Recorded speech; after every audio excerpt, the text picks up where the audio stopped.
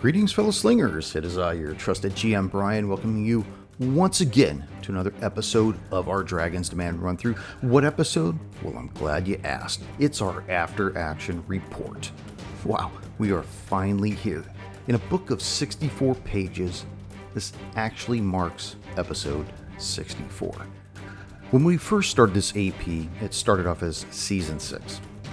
And to give you some perspective, we just started recording our newest AP, which will be season 11. Obviously, we're counting our Delta Green seasons as well, but this is just to illustrate that we've been carrying this adventure path for quite a long time. In fact, it's been over a year. So, when we finally did wrap up the last episode of this AP, I gotta say, I think we were all a little bit alleviated at having finally come across the finish line. Unfortunately, this last episode, not this particular one, but the one prior to this one that you're listening to now, it came in around 40 minutes. Not too short, but not too long either. But the Hard Slingers brought it across the finish line nonetheless. And it was after we had finished, Ratky began asking me questions about the AP. And as I began answering them, I think I had mentioned that those questions would best be served in an after-action report for the season. But because we had only been playing that evening for a short duration, everyone still had plenty of time to record. And so we recorded the after-action report on the back end of that episode, which I split off from the main episode and which you're listening to now. So I hope everyone enjoys it. Remember, you can find us on all the major podcast apps, including Amazon and Audible. Please give us that 5-star rating and review on whatever podcast app you listen to the show on. It helps out quite a bit. It really does. Don't forget to check us out on YouTube. We have a channel over there, Roll the Hard 20, and subscribe. Please don't forget. Hit that little bell, man. Hit that bell. Give us that thumbs up. I mention this because I don't want you to miss the dropping of our newest AP, Bloodlords. And last, but certainly not least, check out our Patreon page at patreon.com/rollthehard20podcast. Every little bit helps the show, and believe me, as the facilitator of this show, it's much appreciated whenever any of our fellow slingers out there give us a helping hand. Well, I think that about wraps everything up, so let's warm up our dice and top off our glasses. Roll the Hard 20 podcast presents The Dragon's Demand, episode 64. And to all my fellow slingers out there, enjoy.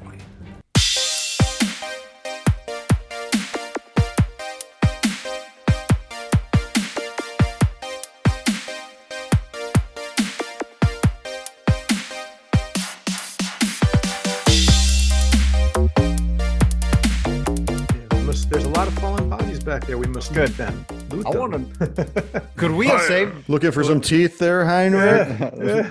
So I don't know if you want to do an after action, but could we have saved the town, Brian? No, it was not in the story to save. Well, Damn. I don't ever want to say you couldn't do that. I would not say that. I would say that you would have had to leave the fight and try to get there by some means while it was still going on, which means that you would have had to do it before it got completely dark, most likely. Because of the time that the fight took place being right at dusk, it would have been a fight the whole way to town. You guys would have been running the whole way, and he would have just been strafing you the whole time. Because just so you know, Dempsey, had you not killed him, he made his roll for another breath attack. Nice. And that was coming. And the way Padre Hammerbane was lined up right behind you, you both would have had to make that save. So it was coming. I was just waiting. And he was at one point, and I was like, oh, he's still alive. And yeah, you had one more attack, and it was that last attack that killed him. I was getting ready to use my last big spell that I had spell for too. If you look at the initiative tracker, right after you, Dempsey, is him. So had you not killed him, that would have been that would have made some sense at that point. I mean, you guys all led into that, you all assisted, and it was like the Dross fight again. I used every single trick in my book. He's got all these maneuvers. I literally used every single dice I had on that, but that was badass. Dude, I thought for sure the GM was going to pull, yeah, that's not really the dragon. Here's the dragon. No Ta-da! shit. Yeah. Fucking DM, man. Fucking Always trying to kill us. And we'll make this Blood. the after action right now. We'll just keep going through this. It ends with like 4 skeletons that are just like slowly crumbles to dust, and then the credits come over. Well, it's ironic now that we are making this the after action report. We could talk about a lot of things too, in how none of these characters are the original The OG. characters. Yeah, they're all they all died or whatnot. In fact, I think Radke, you had asked me you wanted to see the AP after the fact because you wanted to see how Heinrich, what he was really like. I was like, well, he's not in the AP. I built him as a butler, and he was going to be just a butler until Stubby had done what he did with the Baroness, and then at that point it was, oh, look at you. But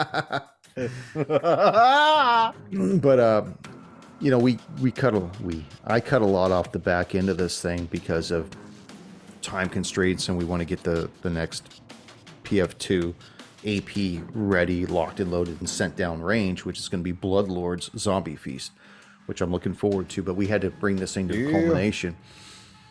There was a cathedral that you guys go to after going to Tula's Crypt, and this thing had like 30 rooms. I mean, this thing could have gone on for another 60. Oh God, I hope not. Yep, there's Glossier.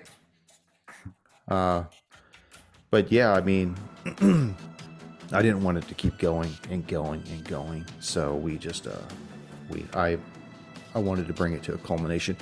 And had we stuck with the original lineup, I still would have brought it to a close sooner. So I gotta say it's hard because we're trying to make this interesting as well. So we all want to bring in some role play, and we all have backstories we want to explore.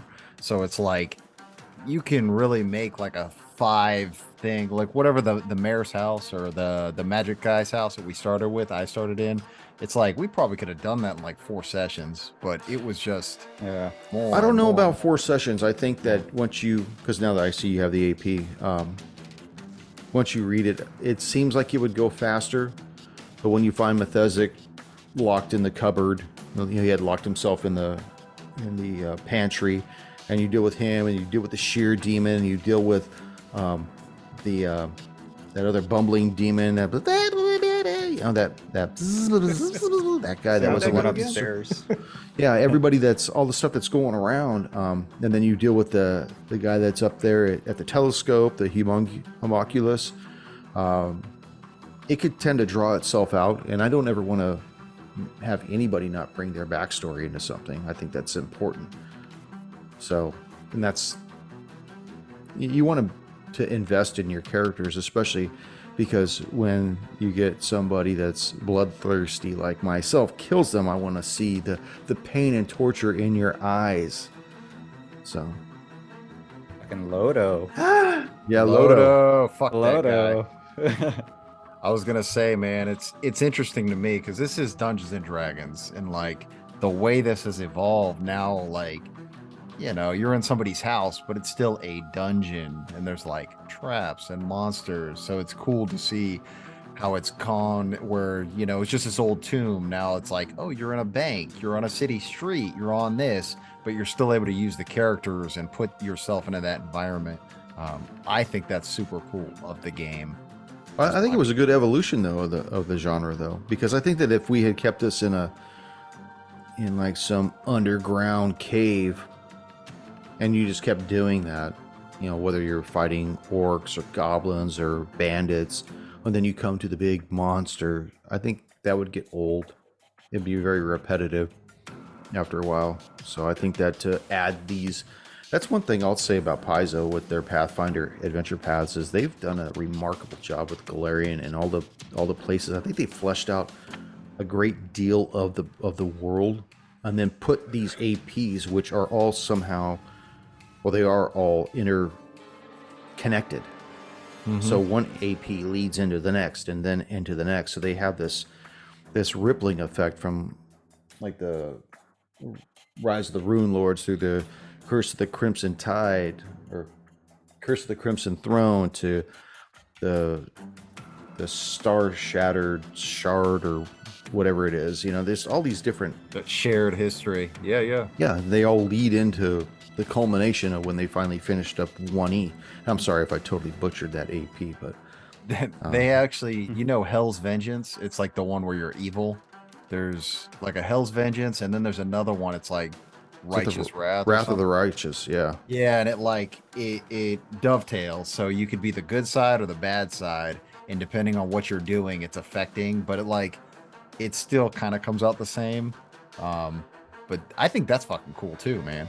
Yeah, they've done really well with it. I mean, it's probably no secret that I'm not a big fan of the WotC stuff as far as their adventure paths, because how many times are we going to still play the same AP of Against the Giants or the Tomb of Horrors? I mean, holy fuck, they've had like 6 iterations of this thing, and they keep, the Sunless Citadel and all this other stuff. They keep going back and rehashing the same things. People want new stuff, and I'll give them this though. Their mechanics for 5e are incredible. They streamline fighting and combat like it's nobody's business. You're not spending hours and hours adding up dice and rolling dice and, what can you do? Oh, I could do this. One person's turn is like 10 minutes long, and they could take like 70 points of damage and like, okay, well, I'm still up at 240, whatever. I'm sure that's an embellishment on it, but to have people that are brought back down to a more manageable level with their hit points, I think is important. So I want to ask Sam, how much 5e have you played? 5e, I think I played a little bit with you, Brian, with like a revamp of one of our old characters with Tyrannus and all that stuff, but yeah, not a lot. And what I was going to say is, on the previous thing you guys were talking about, it's like, actually, when I play Dungeons and Dragons, I want to play the old stuff, just because those were the ones that I grew up playing. I don't want to play new stuff that they make, but I do want to play new stuff that we make or that you make, Ryder, or stuff like that. Like, I'll take a homegrown campaign any day over the old, like, or the new books that are coming out. Like, I just don't have an attachment to them. Ravenloft, Tomb of Horrors, where it's like, hey, I just made my character. Oh, well, he just died. That's pretty much Tomb of Horrors in the old days. You don't have to play to have to lose a character. But yeah, I like those old ones, but I really can't get vested in the newer stuff that's coming out. I just don't have an attachment to it. Like, there's too much of it. If I'm going to play new, it's going to be stuff that we create, as a group, or, having the DM make a homegrown sort of campaign. Those are the fun ones to me, because you don't know what to expect, Yeah, we did that with Riders on the Storm when we brought you in, and for the finale of season 1 for that's those right. 2 Tyrannus parts. was in that. Yeah, that was really fun. I think that kind of took people by shock, because you were working with the free traders, and they had commissioned you and the heroes, so you guys were both kind of vying against each other, and you didn't know that, but you played that really well, just like you did Heinrich. Yeah, they had how many episodes to do it, and here I am, all caught up with you. Dragon breath. But I mean, we had quite a few, I guess, character deaths or whatnot. I think when Nick had bowed out, I just wrote his character out, because I think you guys had just got out of Hunclay's Manor, and so I just made that as a good time where he just went off in his other direction. We brought Radke on board, and he settled right in. We had a very good time with that. And Flint was the next person on the chopping block, unfortunately, who died from the sheer demon. Yeah. So, how'd you feel about that, Junior? Dying to a demon. It sucks, but it gives you that pucker effect to let you know that, the consequences are real. See, and I like that attitude, because it's true. I know that with a lot of the 5e APs, I think that they're less lethal. Whereas I think that, like Dragon's Demand, which is a standalone episode or standalone book, it's not part of a 6-book compilation or whatever. It has a lot that could really wipe you out, just like the 6-book ones do too. And I see how they gradually increase with their difficulty. You come on board, and first thing they want you to do is they want you to go and explore this this collapsed tower, and of course you meet a few things in there, solve a few puzzles, and it's a little dangerous, but you're still first level and second level. Then, you work your way up to the Kobold tribe and the quarry and stuff. And then I think they did really good with their milestones as far as leveling people up. But yeah, when you went against the Sheer Demon, I mean, That was like our first big boss. So. Yeah, he was definitely a mini boss. So I always think about you licking the fucking thing and you were putting the poison on but like in the role play you did, I'm like, God damn, he's really getting into this. But you told me later, like, because he was putting poison from his mouth on the thing, and I was licking the three prongs of the trident, which each had a propensity to attack. Like when he would roll 3 attacks, and 2 of them may miss. You only may get nailed with 1 prong, but if you get nailed with 3, I think that's what ended up happening with Flint at the time. I had to listen to the archive, but yeah, he got downed and then got licked and sticked. That would have been a good title for that. Hard, yep. Lick 'em and stick 'em. That's just a good Saturday night, my friend. That's Heinrich's last name. Lichtenstick. Same as the town that he is from. Yeah. Then we evolved, not just through Hunclay's Manor and you guys going through and bringing Flint's body back, but then one of our characters, Stabi, had a problem with the Baroness, and she said she wasn't going to pay for Flint's funeral, and Stabi thought she should have, and that evolved into something that got blown out of proportion. And I think that's when we really started seeing Heinrich come to the front of, like, this guy isn't just the old stupid what's the name of the butler on Archer? Woodhouse. Woodhouse. That's originally how I envisioned him, was being that old decrepit man. Yeah, there you go. Nice. Very good, sir. For the people at home, Chris just stood up and he's actually wearing an Archer shirt. That's Beautiful awesome. shirt too. He's not wearing any pants, though. Yes. It's like a dickie. We saw his wound. But when the Baroness's son's name was Arnold, so I was like, well, he's got to have that kind of accent, and then so should she, and of course she would only feel comfortable with having a Heinrich, who is also from the fatherland, working and but his mother was also from France. That's why the accent slips in and out in the previous episode. But I just really wanted him to be more than what he was once that came across. And then I think that led us up to one of my favorite episodes when we had the battle on 3 fronts, which of course Stabi didn't make that one, and somebody was kind enough to point out that I think that perhaps he might have survived that had Warren not stayed so far back and actually had come to help. But that's obviously in the past. We had a listener say that. I like the idea, though, of not just having fear of death in combat, but having fear and death of your actions. And that's what Stabi. I mean, obviously he died ultimately in combat, but it was the cause and effect of it is that he freaking called the Baroness out. Yeah, and go ahead. I'm sorry. And I like the idea of, if you're going to RP that character, it should be to that character's convictions and backstory.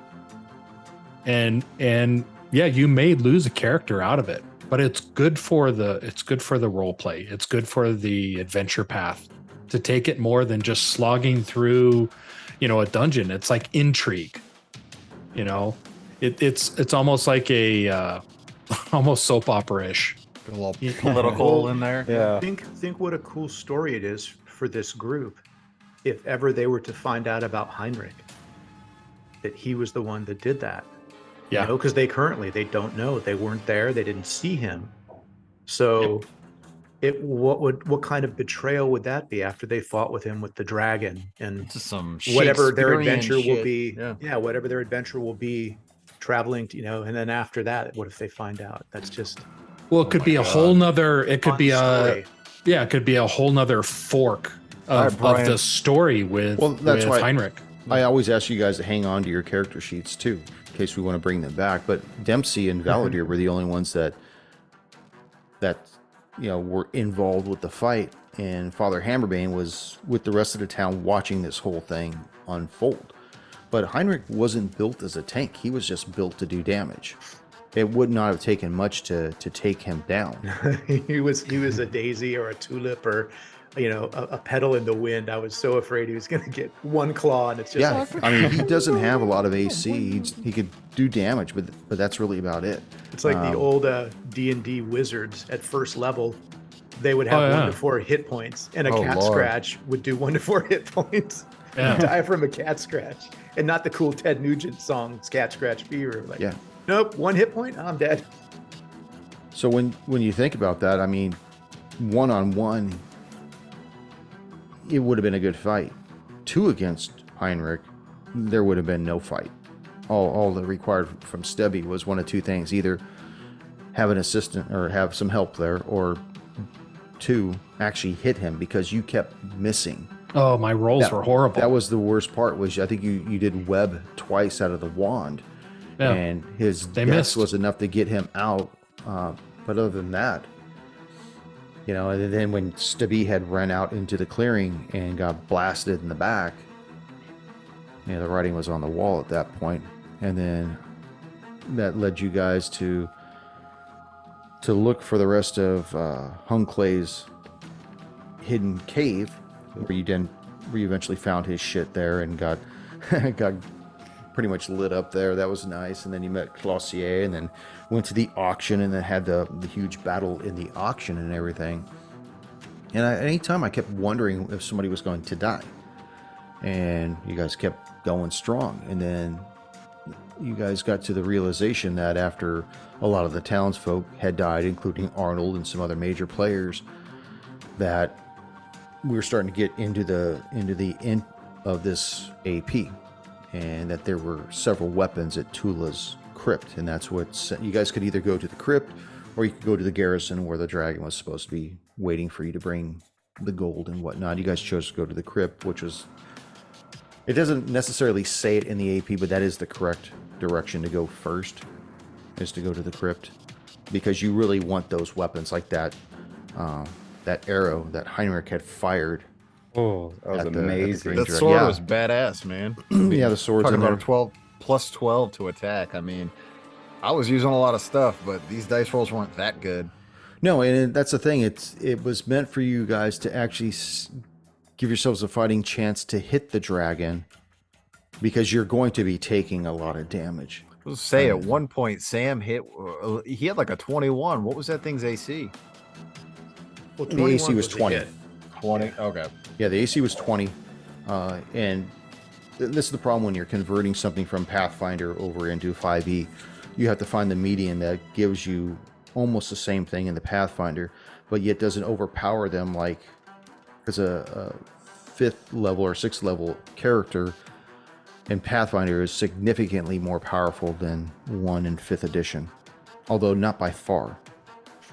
So you got to strike the balance of, okay, well, how much can somebody really do damage, and what's their AC? And you want to make sure that your villain isn't so powerful that it's just delivering all this damage to where the characters, the PCs can't withstand it or can't get out of their way. And that was when you guys went into Tula's crypt, and we lost our last individual. When you guys were fighting against Arturic and his minions, his whites that were in there, that was still a doable fight. All you had to do was kill Arturic. The whites would have stood down. Unfortunately, when you try to undermine an AP by being part of the AP's backstory, so you could metagame it, that's where you run into problems, because eventually you're going to run into somebody who doesn't like the dead NPC that put them in a crypt. And so the metagaming didn't pay off at that point. What's that, brother? Having the hatred for the bloodline. Yeah, and that's what it was. There's a whole backstory that's in the AP that talks about Tula and Arturic's relationship and what happened and with their kids. Now, I modified it slightly because I always like my NPCs to my NPCs. Yeah. I always like them to kind of have a bit of a alternative streak where they're not so altruistic that they're so good that you think that they're great. I always want them to be a little bit bad in the sense that how they got there. They might have had to step on a few people, but you don't see that because now they're standing head and shoulders above everybody else. I think everybody that's in a political position like that has Shit. that. Look at any CEO of any company. They're not the nicest people. You know what I mean? Well, They've that's what I'm cut some saying. I throats. wanted that Sure. too. Yeah. So, she wasn't bad, but she did go insane and she caused a lot of problems along the line. And so our Turk just wasn't going to have it if he ever got a chance to deal with the Belhaim. And he died first, so he didn't get that opportunity. Well, look at who's in his house now. So, Yeah. I also read somewhere that, Arturic was sleeping with Tula's sister. So, I mean, that added a little extra fire to the flame. he locked them up, man. Tula liked it though. She was good with it. We were just talking about challenging the players, and again, the kids game I run, I throw everything but the kitchen sink at these kids, and it takes a lot in 5e to kill people. It does. It's hard. Just have Ryder GM them. They'll be dead in a minute. Yeah, right. Well, and I don't like to beat it to death, but it's like I was accused of being this malicious DM who thrives in the death of player characters. And that's not true at all. I just don't want you guys to feel like, well, that wasn't a big deal. That was a walk in the park, that battle. We just basically spent 2 hours just together because we didn't even need to roll dice. That's not what this is about. I mean, you guys got to feel good that you killed that fucking green dragon. I mean, holy shit. And you got to feel bad that you didn't kill our Turk. There's got to be stakes there. You got to enjoy that shit. I don't know. The dragon didn't seem that tough to me. I shot him with one arrow and fucking basically he gave up, No big deal. Yeah, he gave up. He turned tail and went invisible. That was a fun fight, man. I just wish I could see the cinematic, It's like I always see these things as we're playing it. It's like a cartoon. Because that whole thing would have been, it was what, 4 rounds? That would have been like 24 seconds. Boom, boom, boom, boom, boom, boom. Was it? No, I thought it was maybe a few 5, more, 6 maybe rounds? 4 rounds tonight, but there was rounds last episode too. Those maybe. So even if it was 10, that's like a minute. So in real life, man, that would have just been like a freaking Jackie Chan movie. Something's flying in, something throwing, you got a ladder and somebody's spinning around.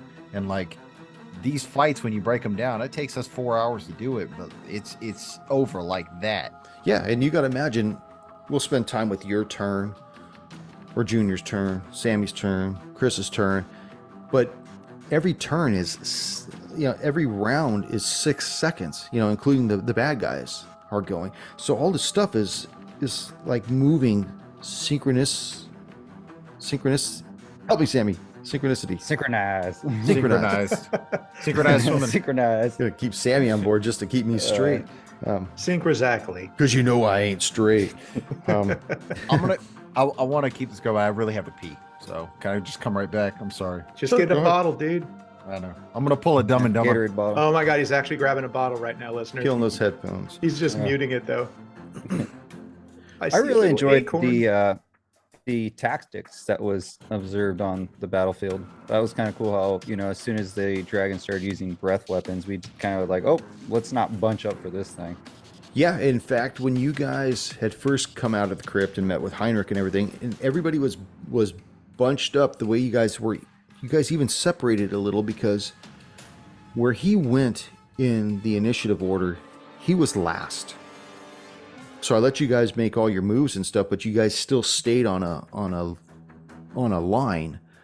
And I was like, okay, well, this breath weapon is going to hit everybody. Everybody make a save. Instead of if you guys had moved out of the way, because it comes out at a cone, so you really would have had but it still had so much distance where it was going to hit everybody. So when you guys got off the line, when he came around after doing that breath again, there was no way he was going to hit you guys. He would hit maybe 2 max, which was coming at the last very last. Yeah, I would echo what Junior said about the battlefield tactics, because I remember during the after action we did with Battle on Three Fronts, I made a comment that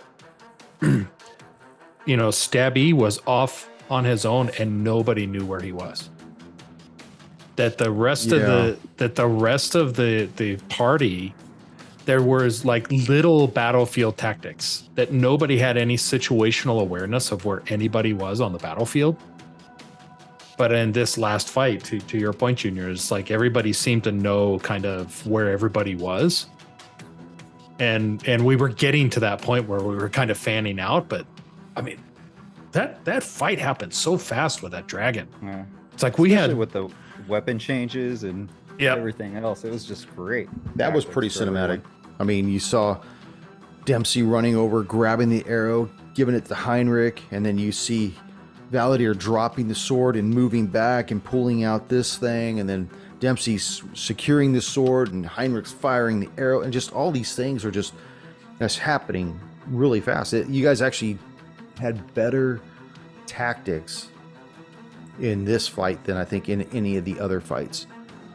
I mean, it's probably no question that I have huge disdain for why one of the most powerful PCs stayed like 300 feet away from that Drosk fight while everyone else was up front. I've never understood that, especially when Stubby goes off in the forest by himself, and none of that made sense to me. I think that focus fire, in my opinion, is one of the best tactics, which means that more than one person has to be dropping somebody. I mean, I gotta understand staying true to your honor and dealing with Drosk one-on-one, but there should have been multiple people on his two buddies with the war ape. That should have been the case. Well, I think when Heinrich joined, his natural leadership, charisma, and just all around, good looks, naturally had everybody just kind of fall in line and said, oh, let's do what Heine does. It was the German accent, really. You mean just the subconsciously German, brat it up. French, Russian I drifted into. A little bit of Cajun in there. Dude, I'd be, yeah. Little Creole. Yeah.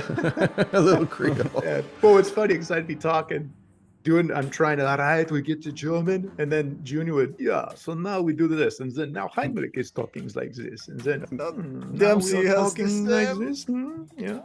Oh my God. Chris is just watching us like we're all morons.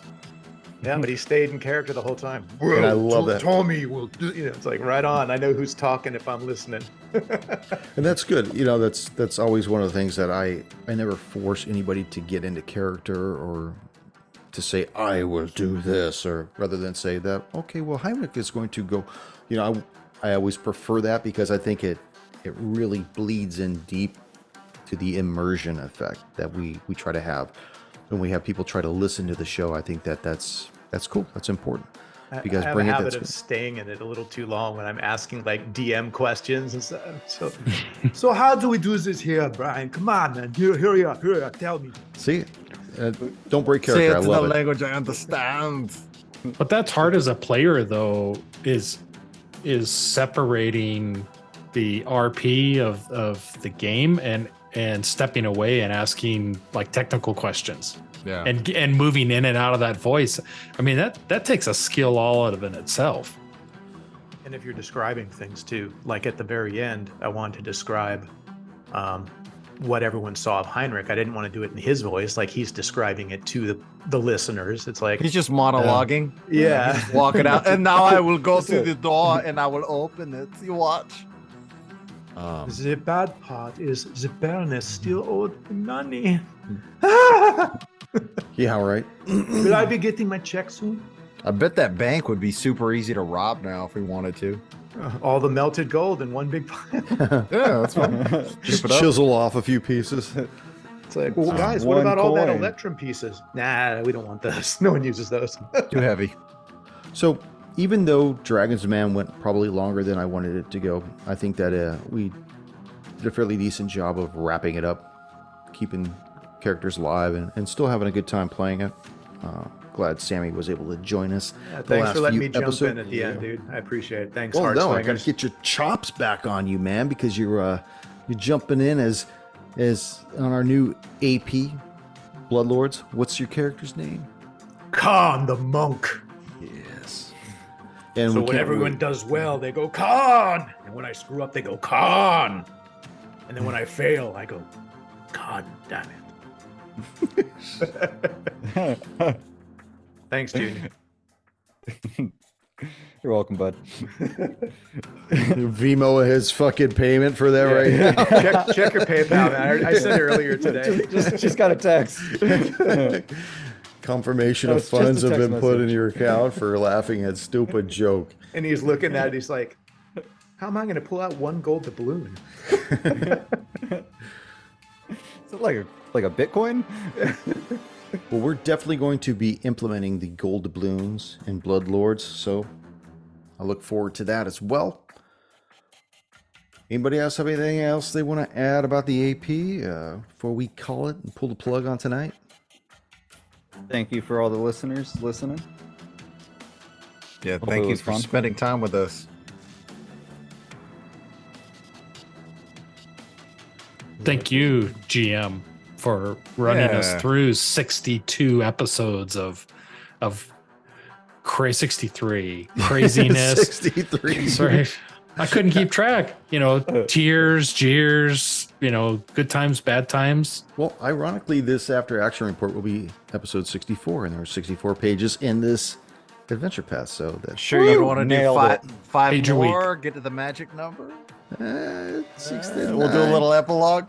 I personally want to thank all of you listeners out there for enjoying this show. All my fellow slingers, thank you for this wonderful journey that you've managed to stick with to the end. And hopefully you're listening to this episode because it means you listened to it to the end and that we didn't just drone on to the point where we bored the living shit at you or made you yell into your own headset that these fucking morons don't know what they're doing with the rules and the mechanics and what is this role play and who's this stabby? Why would he hold the knife to the Baroness? And why is Heinrich with a German accent now talking like blah, blah, blah, blah, blah, do not say blah, blah, blah, and all these other wonderful things. But I want to thank you all for listening and stay tuned for Bloodlords Zombie Feast because we look forward to running that next. We have ourselves a Hard Slinger panel right here, and that's what we're going with. Hell. All right, See you soon. we will.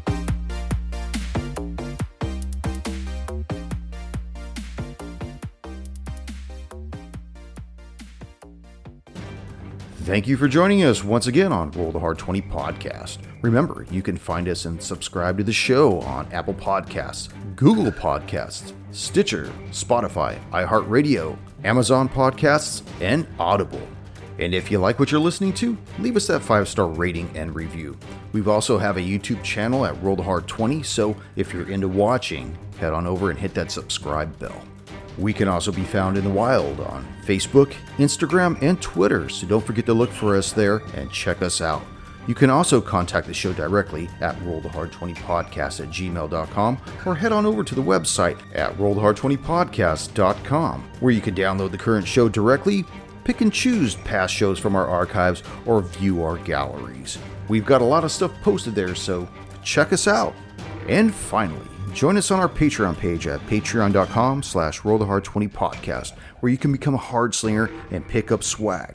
So until next session, keep your dice warm and your glass topped off as you roll those hard 20s.